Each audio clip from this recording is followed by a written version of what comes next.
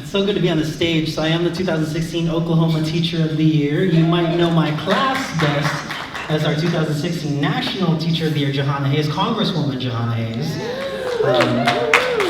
Any chance I get a chance to shout her out, like she's incredible. I want to do something kind of different, right? Like I want to do something. You guys, it's kind of a call and response. You guys are gonna have to be with me. So, I did teach math and special education in Norman, Oklahoma.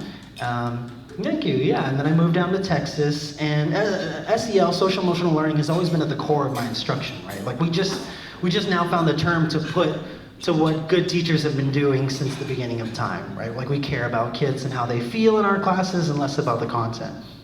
And despite being a math teacher, I always found the quickest way to connect with kids was through music. Like I love music, yeah? Make some noise if you're a music lover in the house.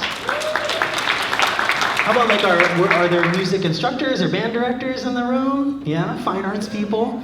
They're nice. Usually they're the loudest ones, so again, I know. I'm not thrilled about the time slot either, I know. It's like 8:05, okay? So today I'm actually gonna talk to you about my love of music. Like I have this just huge passion for it. And here's how this is gonna go. Like I'm gonna sing part of a song, and then I'm gonna hold the mic out. And I want you to finish that part of the song, okay? So it's kind of this call and response. A little bit of early morning 8 a.m. karaoke, which I know you didn't know you signed up for, but if we all got to do it, there can't be like a dozen of us out here, and then the rest of us just kind of like this. Okay, if we just like, if you talk with some variation in tone, you'll be fine. Which, to be clear, and listen, I did not go to school for music. I didn't teach. I've never taught choir. I never played. I wasn't in the band in high school. So I'm really going out on a limb here. So I really need you to go with me. So let's practice this. She's just a small town girl living in a lonely world. She took the midnight train, going anywhere. All right, yeah, that was pretty good. We gotta raise it up just a little bit more. Again, I'm not thrilled about the time slot either, guys. I know, like I have a 2.5-year-old, so like I'm perpetually just kind of like. All right, like I'm exhausted right now. I know, but we're gonna do this. We're gonna get through this. Growing up, like music was always on. Anybody else have that going on? Like when you're cleaning the house, when you have people over, when you're in the car. Yeah, so I see some head nods again. It's early.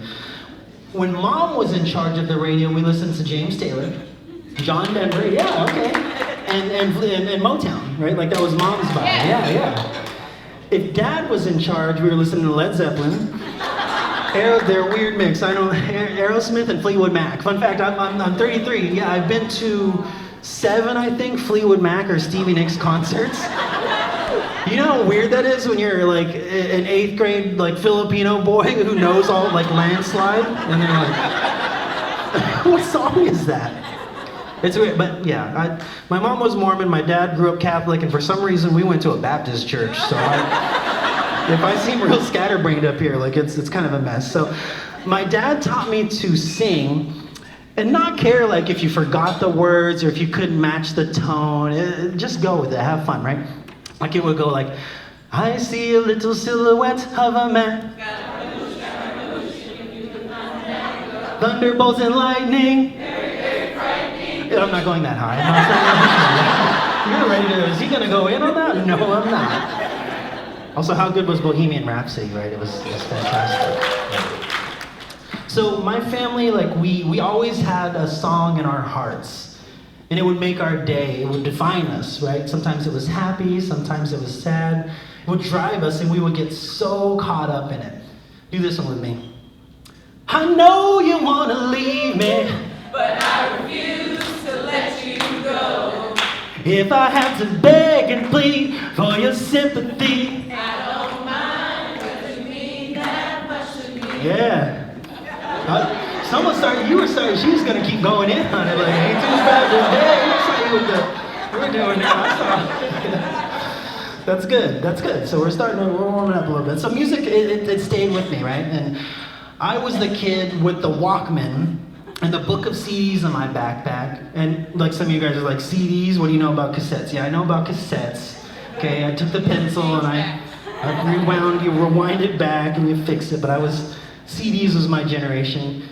And it's funny now because like I feel like we give kids more of a hard time about their headphones. And when I was that kid in the 90s, right? And our headphones weren't like small, they were real big. And they were wired to this quote shockproof like CD player, but I've tested it and it's not shockproof. It skips in the back seat of the bus like every 5 seconds. So and as I grew up, like my playlist expanded, right? I would dance so hard to Billie Jean is not my lover. She's just a girl that says that I am the one. Well, that was a little disappointing. I'm gonna be honest with you. Michael Jackson, like, all right. I know, I'm not thrilled about the time slot either. Listen, I know it's like 8:10 now. It's early, okay? But Michael Jackson, like, surely you guys have sung that one in a karaoke bar. No? All right. There's more head nods in that one, so. Well, let's do this one then. Don't go chasing waterfalls. Please stick to the rivers and the lakes that you used to. I know that you're gonna have it your way or nothing at all. But I think I'm moving too fast. Yeah, all right. It's like a third of the room. We like it's leveled down. I lost like a lot of you on that one, which I'm kind of like, wait a minute. It's a little disappointing. So we're starting to see that either the age gap or just like the genre preference. So all right. Let's try this one then.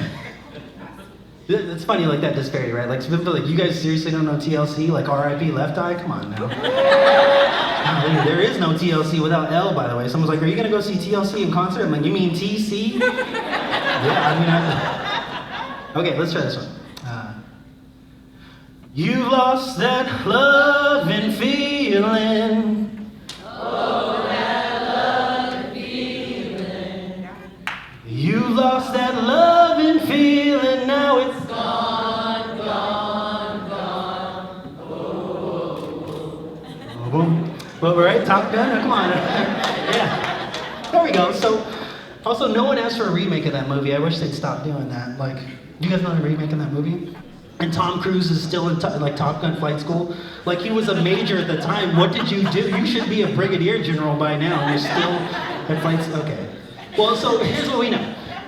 Different songs speak to different people, right? For sure. Like we don't have all the same songs on our playlist. And I pride myself on knowing lots of different songs. And so when I moved to Oklahoma and I made new friends, I actually had to learn new songs like this one. 'Cause I've got friends in low places. Yeah, okay, so now we're talking about beer and whiskey, and now I got some of you guys in me. The Floridians were going in on that one a little heavier too than like this side was stronger. All right, well, okay, so how about this one? With a little bit of chicken fried. A pair of jeans that just right. Radio, okay, all right. Zach Brown Band, okay. You guys thought, so you thought it was TLC, we're like, all right, we got this, and then I pull out the country. Well, that's how I felt in Oklahoma, right? Nobody knew, no one was saying R.I.P. Left Eye in Oklahoma, and now here we are. So you gotta know all these different songs. Well, listen, being a good teacher meant that I knew lots of different songs. At least that was important to me. Or at least if I didn't know them, I was willing to learn them. That's how I connect with my students, right? When they see that I'm willing to learn their songs, then of course they're more open to learning my songs. They open their minds and their hearts. Soon, we were talking about how the Fresh Prince paved the way for mainstream hip-hop. We talked about how Taylor Swift actually started as a country music artist. Fearless, right? Great album. And we were talking about how like Justin Timberlake and Beyonce actually belonged to groups before they were popular, and they were just like, what? Like, okay, let's try this one. I hopped off the plane at LAX with a dream in my cardigan. Yeah? No? You guys, so I put my hands up. Yeah. Yeah, you guys know that song. You're just like, I didn't know that's how it started. Okay. All right. Let's try like this. Let me see if I can do one with 3 words. Oh, na, na. What's my name? Oh, na, na. Stacy, I look, you turn around like, okay, real ones know that one. Who knows Rihanna and Drake in here? I thought I was the only one. It's great. All right, how about we're gonna switch genres a little bit. I like dollars, I like diamonds. Hey, hey. I like $1 million pins. Oh, okay, I'm gonna stop right there. I just remember. Wait on a second. We're not gonna get too real in here. All right, well, where are my hip hop heads? Make some noise. Okay, I'm hearing more on this side, not so much over here, which makes sense because we had Zach Brown and we had Garth over here. How about this one? 1, 2, 3 into the 4. Snoop Doggy Doggy Dr. J. Ready to make an entrance, so back on up. Cause you know I'm gonna give me the microphone first so I can bust like a bubble. Compton and Long Beach together, now you know we in trouble. Yeah, okay, stop there. Stop there. Whoa. Because it gets explicit after that. Okay, for those of you like, I don't, ain't nothing but a G thing. Great song, add it to your playlist, okay? If you don't know these, write them down, Adam. And anything like, so, Shawn, what, do you just sing with your kids? Like, are you even doing Algebra 1 instruction? I thought you said you were math and stuff. Yeah, I am. So listen, you know what was frustrating me was like, you know that example in math when you're talking about measures of central tendency, so mean, median, and mode, where you're like, you have 5 blue marbles, 3 red marbles, and 4 yellow ones. If you put them all in a bag and shuffle them up, what's the probability that you pull out a blue marble? Have any of us been in this circumstance? I mean, like, have you actually, Chelsea, have you had to, I've got a bag of marbles and I wonder, hang on, I got a theory here. I bet if I reach in there, I bet it's blue. That's 5. Nobody does that. That's not a real function. That's not even a job, right? So what we do in my class is I solicit songs from my students. I say, okay, give me an artist, and they say Lil Nas X. Okay, let's put Old Town Road on there. What else are we putting on this playlist, this imaginary playlist for you? Temptations. Temptations, okay, let's put 5 of their songs. What else? Beyonce, Single Ladies. Okay, Beyonce, let's do a dozen of her tracks. Let's click shuffle. Let's click allow repeat all, because that's a different function, and later in this chapter we're going to talk about what happens if we don't allow repeat all. Let's hit shuffle. What song do y'all think will play? We hit play in their faces when their song comes. I told you it was going to be Beyonce. There was only 1 out of 50, but I told you Halo was going to come on, right? You defied the odds. That's how we talk about math in my class, or try to. Not 24/7, let's be clear. That's like a single lesson that I have of like, out of like a dozen boring ones. So songs help us understand new perspectives, right? Like perspectives that we ourselves don't share or we don't identify with. For example, Carrie Underwood and I have very little in common other than Oklahoma and our love of hockey. Which, she's married to a hockey player, if you didn't know that. But when Before He Cheats came out, I too felt spurned by a low-down, no-good, dirty dog of a man. Am I right? Who felt that? Who felt that when Before He Cheats came out? Because it would go, I dug my key into the side of his pretty little souped-up four-wheel drive. Draw my name into his legacy. What comes next? I took a Louisville Slugger to both headlights. Maybe next time he'll think before he... Yeah. So I don't know. I understand now, Carrie. Some of you understand too. You're like, listen, I know, Carrie. I feel the pain. I feel the spurn. I feel the fire and the anger. Let's try a little different one. Y aunque las montañas o el cielo caiga, no voy a preocuparme, porque sé que tú estás junto a mí. No lloraré, no lloraré. Come on now, I know you know this. I won't shed a tear, just as long as you stand Stand by me. And darling, darling, stand By me. Oh, stand by me. Oh, stand. Stand by me. Yeah, all right. You can clap. clap too, it's okay. I know, I'm not talking about the time slot either, guys, come on. So, a veces nuestros estudiantes conocen la canción, pero en otro idioma, ¿ya? Sometimes our students know the song, but in a different language, ¿ya? Also, I just confused the heck out of a lot of you, because you're looking at me like, I thought he was Asian. I thought he said he was Filipino, and he's up there, habla en español, like, what's up with that? Okay, so I'm from West Phoenix. First of all, Filipinos, by the way, Filipinos are like the Mexicans of Asia. Okay, whoa, hold on. Some people was like, oh, can you say that? Yeah, first of all, we were invaded by Spain as well, so we have last names like Rosales and Martinez. Sheehan is actually not my birth last name. I was adopted. I have a very Spanish-sounding surname, but I'm not going to share that with you today. And you know what's funny about Filipinos? First of all, we love karaoke, obviously. If you didn't know that, now you know.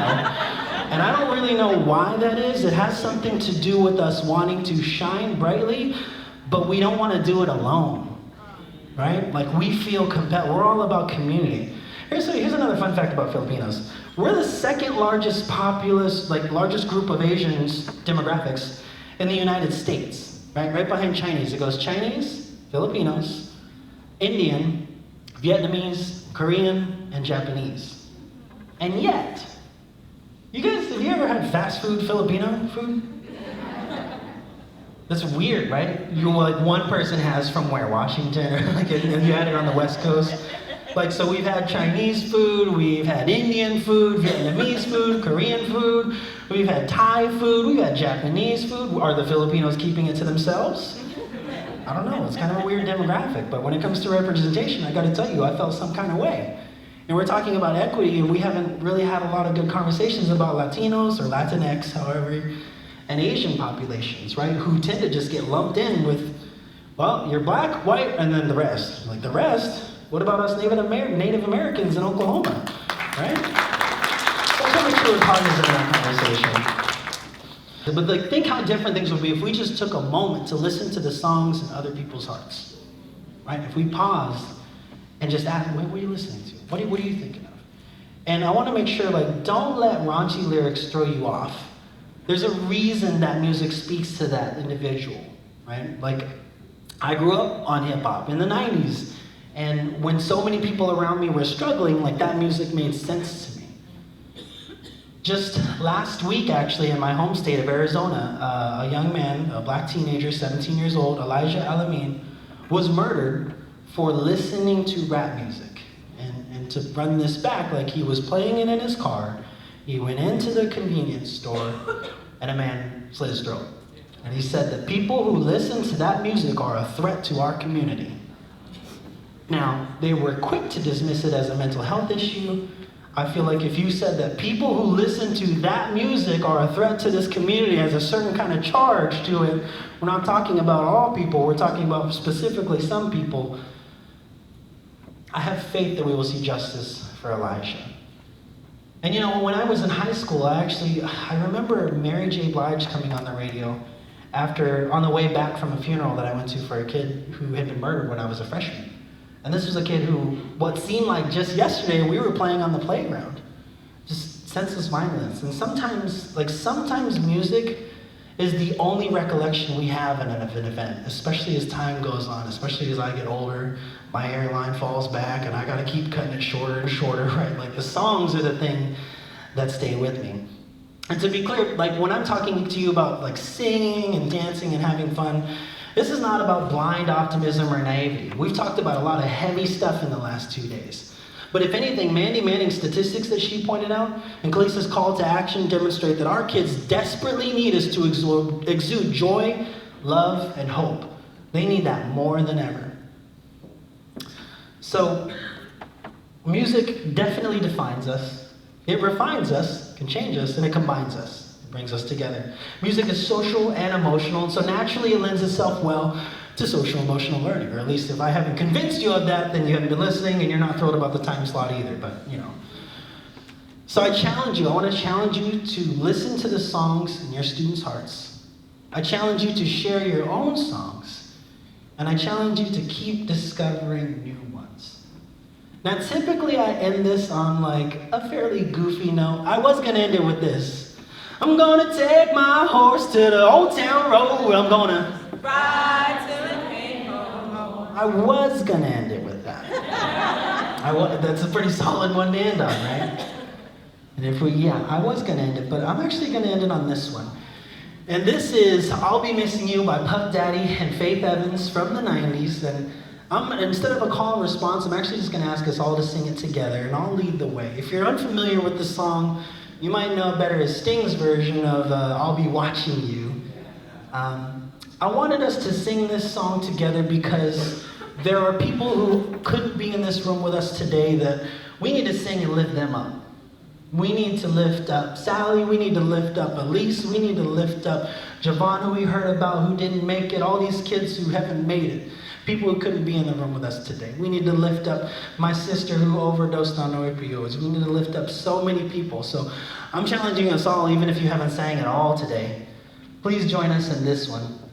And I'll try to snap it. If you know it, please sing a little louder so you can carry the rest of it. You know how it goes in church when you sing the songs and you don't really know, and you're like, amazing. How's the verse go? Sweet. We're gonna have to carry this one, okay? So here we go. Every step I take, every move I make, every single day, every time I pray, I'll be missing you.